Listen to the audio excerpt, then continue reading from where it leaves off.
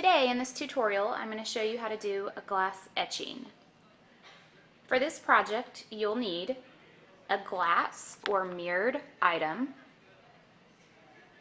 contact paper, an X-Acto knife, a Sharpie.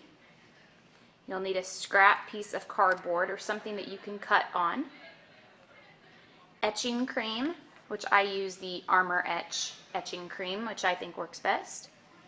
You'll need a popsicle stick, a sponge, a pair of scissors, and of course your design. So let's begin. To begin the glass etching, there's a couple things I want to go over with you regarding your design. So you can see here, this is the design that I have chosen to do for this tutorial, the rhinoceros.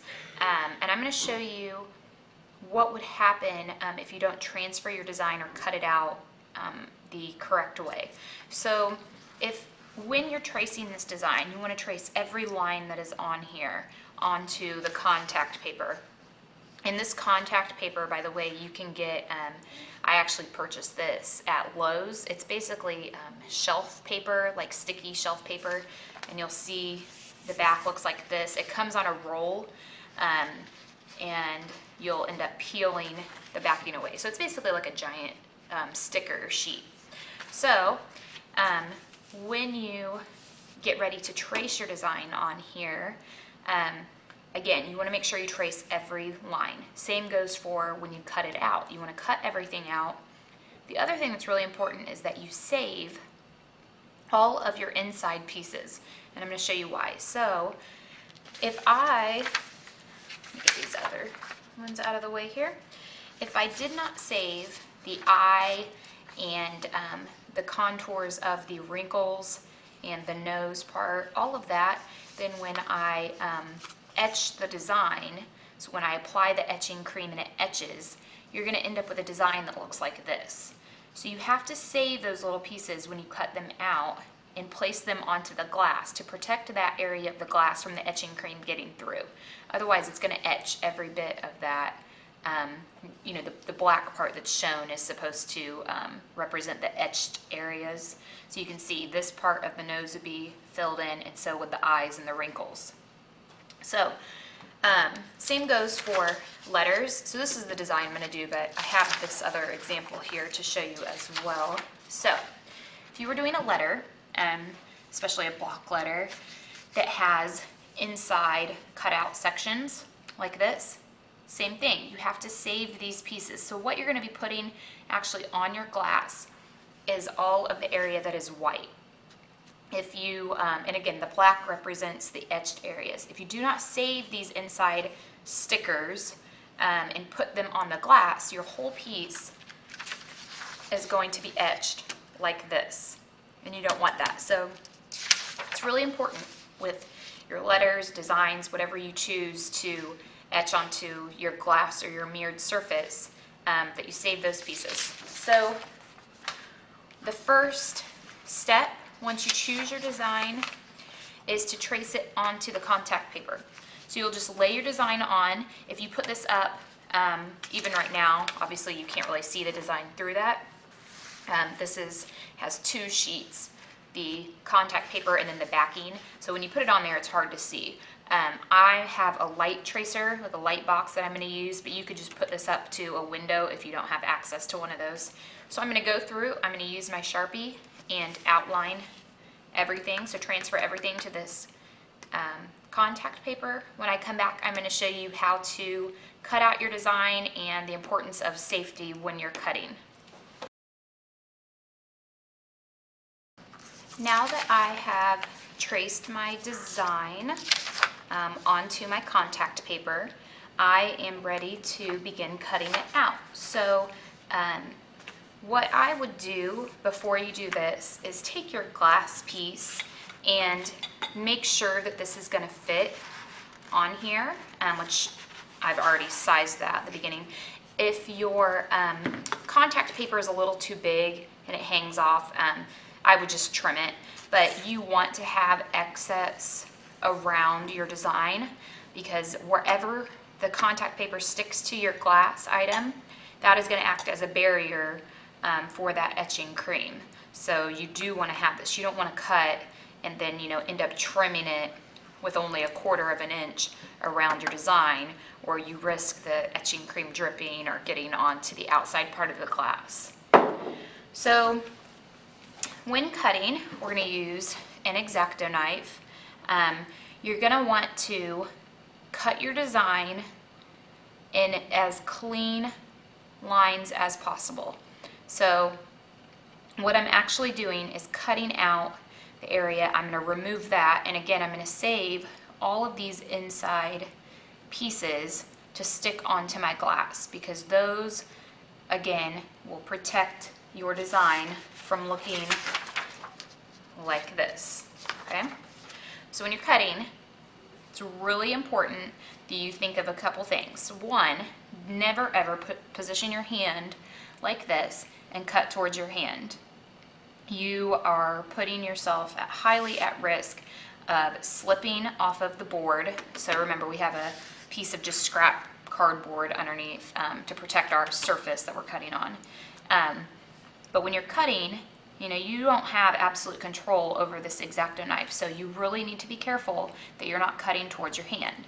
So you're better off to hold your paper in place like this and cut away from yourself, away from your hand like this. The other thing you want to do is you don't want it so close to your body and you're cutting like this that if it slips, you end up stabbing yourself. Again, not fun. So always think before you cut. Sometimes I even find myself realizing that I'm cutting a little bit too close to my hand, so I have to stop and reposition my hand. So when you're cutting, you're going to just follow your black line. You want to press in firmly so that it's cutting through the surface, and you're going to turn. Okay, so I'm not going to move my hand again and cut towards my hand. I'm going to turn the paper to follow that cut. So if I'm working with a curve, I'm just slowly turning. And what this does, by instead of constantly picking up the knife and putting it down, picking it up, putting it down, is I reduce the amount of jagged edges that I will get. This will give a nice clean cut around this. So you can see I've cut all the way through here. And then again, I'm going to continue doing that for the rest of the stuff. When you get to these really thin areas, just be careful. You just want to do your best to try to avoid ripping that at all, because those little thin parts can be a little tricky. The next thing I'm going to show you is when you cut these inside parts. So I'm going to cut out this little sliver here and this side.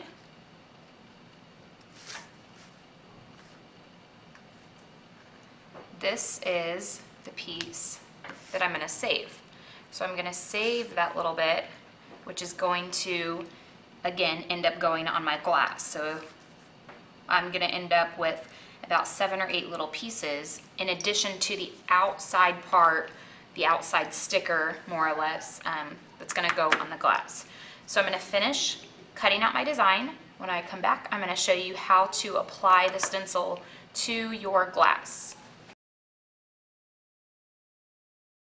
Now that the design is cut out of the contact paper, so you can see here what I've cut out, and I saved my small pieces here for the eyes, the wrinkles, and the nose. I'm going to apply the outer part to my glass, because remember, the area that is covered with the contact paper is the area that is going to stay clear. So all of this exposed area is what is going to be the etched part of the glass. So to do this, I'm going to peel the backing off of my design here, You want to be really careful when you have the really thin little strands. So like all the wrinkles on the rhino, you want to be careful when you're peeling this apart so that it doesn't tear those. And what I'm going to do is get this positioned where I want, and I'm going to lay it on here. The nice thing about this contact paper is I can pick it up and lay it back down several times. So I'm going to get this positioned. Press everything down with your nail, kind of go back and make sure it's pressed really well onto the glass. And then the other thing I'm going to do is I'm going to go back and put all of these little pieces where they go. So I'm going to refer back to my original design, or you can look at the stencil. So for instance, this little piece I know is going to go about right here for one of the wrinkles. So I'm going to get the design on there, and then I'm going to show you how to apply the etching cream. As you can see, I have applied the stencil onto the glass. I went back and put the inside pieces that created the nostril of the nose, the eye, the wrinkles, applied those as well. And something I want to point out is the part of the contact paper where it doesn't lay down flat. That's okay as long as right around the perimeter, so the edge of your design, as long as that is laying down flat and you've gone back and used, I think it's best to go back and use your nail and really press it down to make sure that it's really flat so no etching cream gets underneath there. But as long as that's flat, then the rest of this, it doesn't matter. It's still going to protect the glass. You're not going to get anything through there. So just really focus on around the edge of the stencil. So what the next step is I'm going to take the lid off of this, is applying the etching cream. And for the tutorial I'm going to show you here, normally I have my students do this right by the sink. One thing is, you know, this is etching cream. It eats into glass. So you can imagine what it could do if you were to let it sit on your skin for an extended amount of time, or if you were to, you know, put it in your eyes or anything like that. You know, we're not really doing anything where it's going to get in our eyes.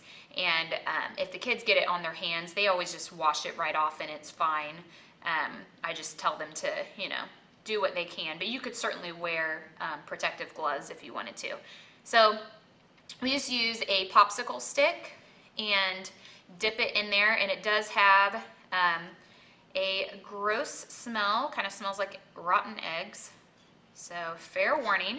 But you're going to rub on the etching cream in all the areas of the exposed glass, and you want to apply this in a layer that is thick enough to coat the glass, but not so thick that if I were to set the glass up on its side, which I'm going to do that when I'm done, while it sits, I don't want the etching cream to run.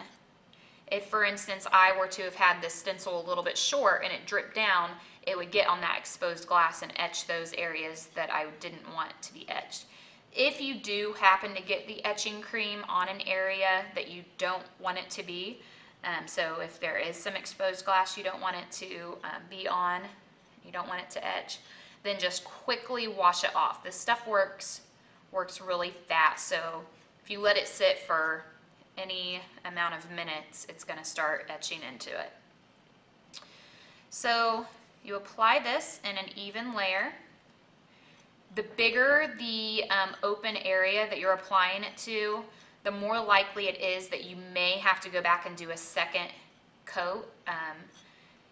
What happens sometimes is, even though you do a really good job of coating it, you could potentially have streaks in the etching when you're done. So all you have to do is, once you get done with this step, if you see areas like that, you can go back and apply a second coat of etching cream, or just touch up those areas and just apply a little bit of etching cream on those spots. So let me finish this out. Another question students ask a lot of times is if they can have areas that are etched